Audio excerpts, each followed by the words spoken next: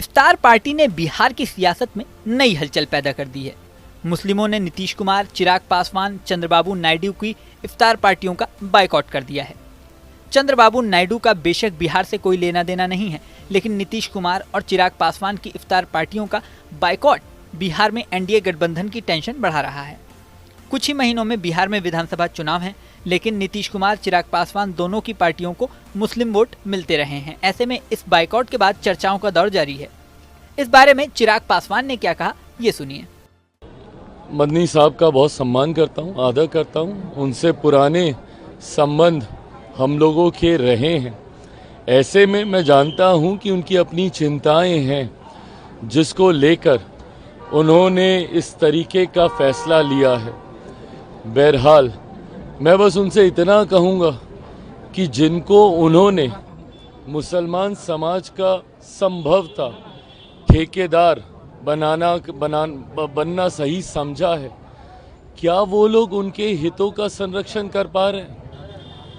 आप भले हमारे इफ्तार में मुस्लिम संगठनों को आप कहें कि भाई ना जाएं, मुख्यमंत्री जी के इफ्तार में आप कहें कि वो ना जाएं, चंद्रबाबू नायडू जी के इफ्तार में उनको कहें कि वो ना जाएं, पर जो लोग राजद के इफ्तार में जा रहे हैं, बताएं कि इन लोगों ने क्या किया है मुसलमानों के लिए।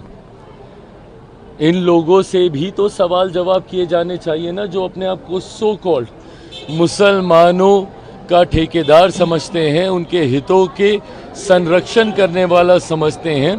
पूछा तो इनसे भी जाना चाहिए कि लंबे समय से सत्ता का हिस्सा ये लोग रहे, क्या मुसलमानों की स्थिति में सुधार आ गया? लंबे समय से राजद जैसी पार्टियां, सपा जैसी पार्टियां जो अपने अपने राज्यों में सत्ता में रहीं, क्या किया इन लोगों ने मुसलमानों के लिए? अगर मैं अपनी बात करूं, मेरे नेता, मेरे पिता आदरणीय रामविलास पासवान जी ने तो अपनी पार्टी तक को समाप्त कर दिया था, मुसलमान को मुख्यमंत्री बनाने की सोच को सामने रखने को लेकर। क्या किया था उस वक्त राजद जैसी पार्टियों ने?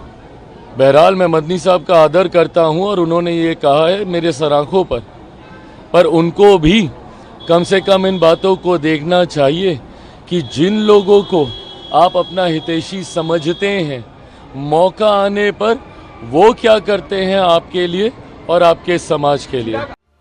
वहीं बीजेपी ने भी इस तरह की बात कही है। बीजेपी ने कहा है कि आरजेडी ने मुस्लिमों के लिए क्या किया, मुस्लिम समुदाय के लोगों को इस पर विचार करना चाहिए। दूसरी ओर राजनीतिक पंडित इस बात का हिसाब लगाने में लग गए हैं कि बिहार के विधानसभा चुनाव पर इस बायकॉट का क्या असर पड़ेगा। बिहार में 7 से 8 महीने में ही विधानसभा चुनाव होने हैं। बिहार की राजनीति में मुस्लिमों के असर की बात करें तो बिहार में मुस्लिम आबादी 17.70% है।